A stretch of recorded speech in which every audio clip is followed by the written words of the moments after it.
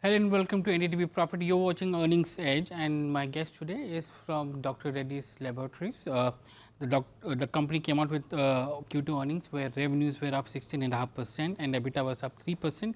The net profit was down 9% at 1341.9 crores. And joining me is Mr. M.V. Ramana, who is the CEO of Branded Markets, India and Emerging Markets at Dr. Reddy's. Mr. Ramana, thank you very much for joining us today on NDTV Profit. To begin with, sir, give us a sense of your margins. Your margins have declined on a year-to-year basis. Can you give us an idea why there is a decline? So in terms of margins, I would stay pretty healthy because if you do consider the mix of both the US, Europe on one side, as well as the branded markets of India and emerging markets, I think we are in a pretty healthy space as far as the margins are concerned, Mr. Sajid. Mm. It came at 25.8% versus 29.1%. So there is a small impact which is coming in. Can you give us an idea where is that impact coming in from? So if you basically look in terms of what we have been telling in terms of the street is to say that we would be able to work towards delivering an EBITDA of about 25% and an ROC of 25% in a consistent basis. So as against what we said that we will do, we have done about 28% in terms of EBITDA. So we're pretty much in line with what we said that we will be able to deliver. Give me a sense of how your product launches have been in Q2. You have guided that you're looking at around 25 product launches in FY25. Can you give us some idea of the launches that happened during the quarter? So in terms of new product launches, we have new product launches not only in the US, which we have done. We've also been able to launch new products both in India and emerging markets as well.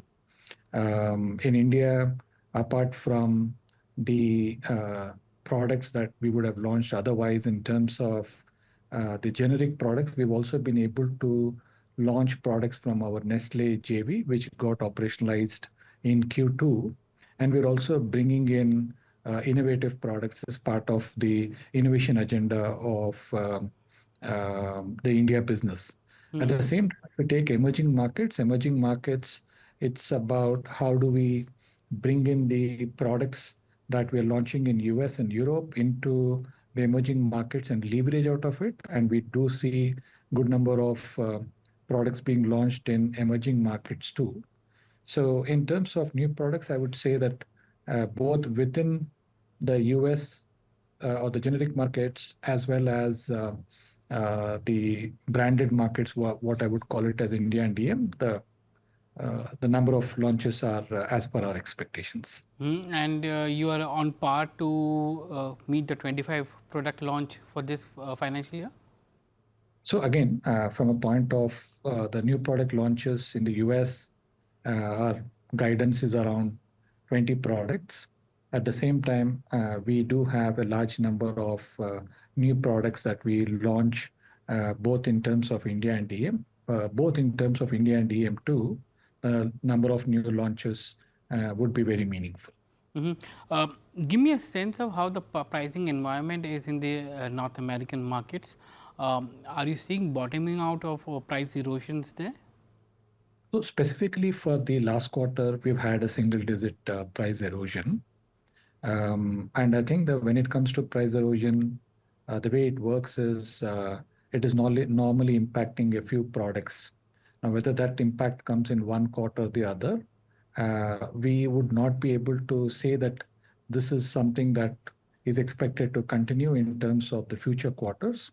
So we understand that when it comes to the US business, one would have to factor in price decline, but specifically in quarter two, the price decline has been in single digit. On your Sanofi portfolio that you acquired, give us a sense of how it has done and how it contributed to your top line this quarter. So Sanofi portfolio is a good set of products. And once we got this portfolio from Sanofi, we have been able to add growth both in terms of how we would be able to take it to a larger set of customers and also how we are able to bring it into the tier 2 and the tier 3 cities as well. The portfolio has grown well, both in quarter one and quarter two, and is contributing meaningfully to the overall um, growth within Dr. Reddy's in terms of how we see vaccines playing out for us. Our journey in vaccine started off with one vaccine that we acquired from Vocard, and with this strategic partnership that we have with Sanofi, we've become the second largest player. Mhm. Can you give us a sense of the incremental revenue that this portfolio contributed in the second quarter? It has contributed. So the way in which I would say is that the base portfolio has grown double digit, and on top of it, innovative assets and Sanofi's vaccine portfolio has further contributed to the 18% growth that we have in India. Mm-hmm. Also, you spoke briefly about the fact that your nutraceutical JV with Nestle, has started operational. Can you give us some more idea of how, how big is this portfolio going to be, and what kind of opportunity that you see in this portfolio? Sure.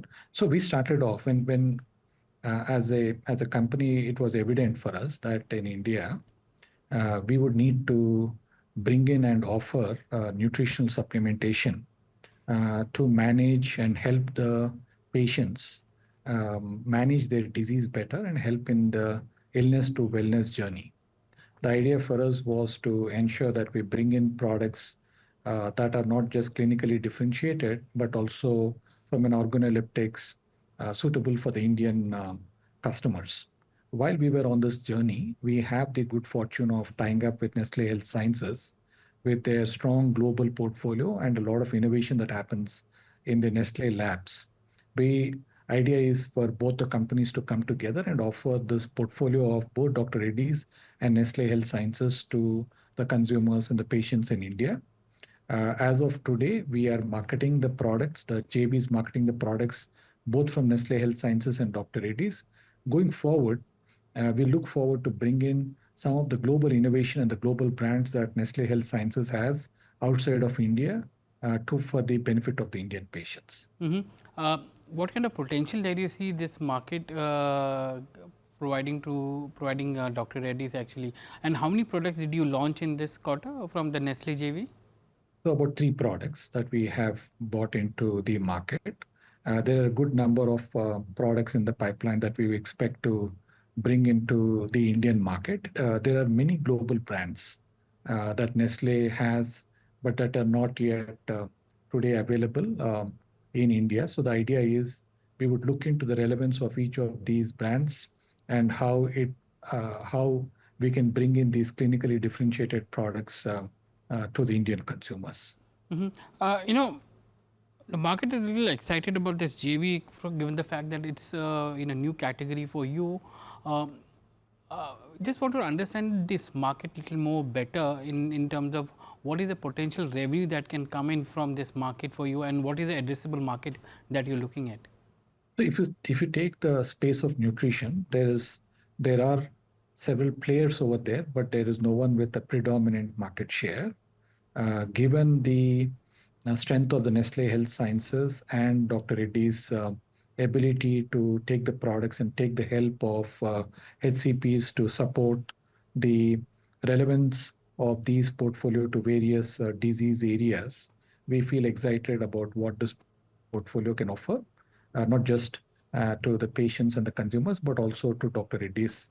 As we look into the next couple of years, we expect that this portfolio will meaningfully contribute uh, revenues for both Dr. Reddy's as well as Nestle. Mm-hmm. You know, there's a significant opportunity that's coming up for CDMO players, especially after the US Biosecure Act, which is there, and you have a subsidiary, Origin Pharmaceutical Services, and you opened a biologics facility in Hyderabad recently. Give us a sense of what kind of opportunity that is going to bring in for you, and if you have an update on how that business is going to scale up. So we do see traction. The number of inquiries have gone up. for the CDMO business, and we're actively looking at doing the business development and reaching out to companies both large and small. The way I look into it is this is a relatively smaller business that we have, and obviously we have opportunities to grow. But within the context of the CDMO, there is opportunities both with regards to small molecule as well as large molecule, and we are committed to see how we could help our partners in this journey. How much of investment will go into this segment, sir? If you take the overall investment that we're making in terms of what one would call as innovation on Horizon 2, this is relatively, I would say, a smaller portion of the total investment. And in the biologics segment, where you plan to increase your investment or you've been investing, how much of the investment has happened, and by when do you see some results coming out of that? So if you take biosimilar business, we do have a portfolio. As we talk, we have rituximab that is expected to get into both Europe and subsequently into the US. Our partner has got the pegfilgrastim into the market.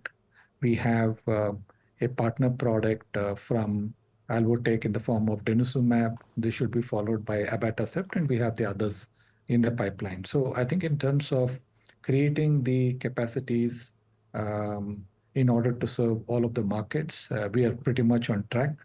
Um, as we get into the next financial year, we should see at least two of the products getting launched, and as we get into 27, we should get to see the launch of abatacept. Mhm.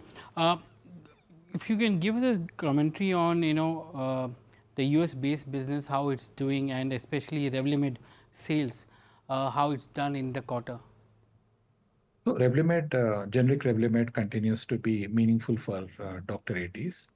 When it comes to the base portfolio, there's also been good growth, largely based on the volumes that we see.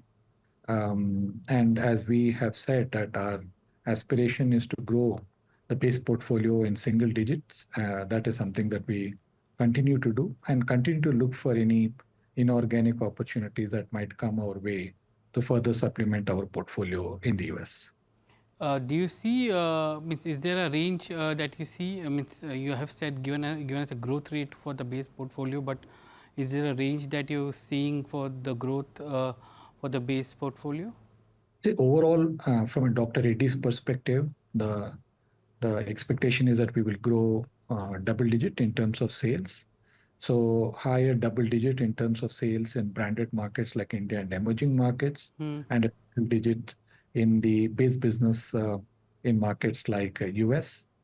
So as a combination of both these markets, you should see Dr. Reddy's aspiring to grow by double digits.